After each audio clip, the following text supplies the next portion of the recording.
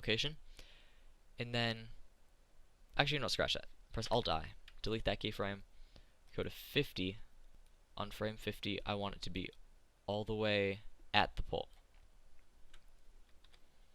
So if we play this back, you can see what's happening is that it just kind of moves, slows down kinda. We don't actually want it to slow down though. We want it to keep speeding up until it hits the pole. And the reason it's slowing down first at the end is you can see this really clearly if we go to the animation, or you can just switch to the graph editor if you'd like. You can see that the location of this is kind of illustrated here as a curve. And since it's a curve, you can see that it starts gradual, gets faster, and then here it kind of curves off, so it slows down before it stops. So to get rid of that, you just select that handle, press V, and change it to vector.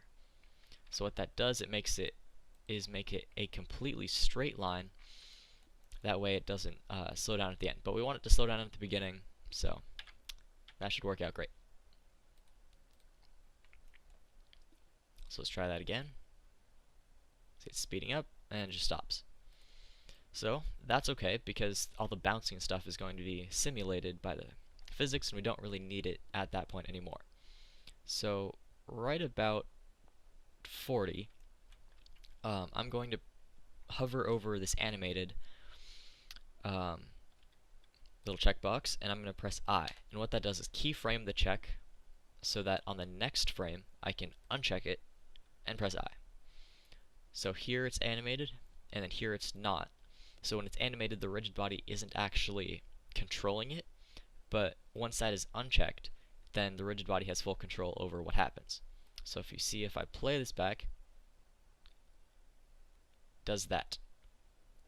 So that looks, I mean, it's okay. I mean, you can see it works, but it seems really light. It seems like a cardboard box is kind of hitting a brick wall, and that's not what we like. So I'm going to change the mass over here. If I change this to something really big, say 50, that should do it a whole lot better. Too much. 25?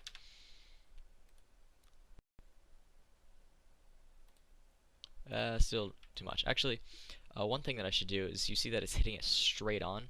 So since it's a cylinder and it actually has a face facing straight there, and this face, it's not really twisting around the pole at all, which I don't really like that. So going back to frame 1, I'm just going to move this a little bit over there, hit I, and then this button down here jumps to the next keyframe. So I'm going to jump to the frame that I had it keyframed at, which was 50, and I'm going to move it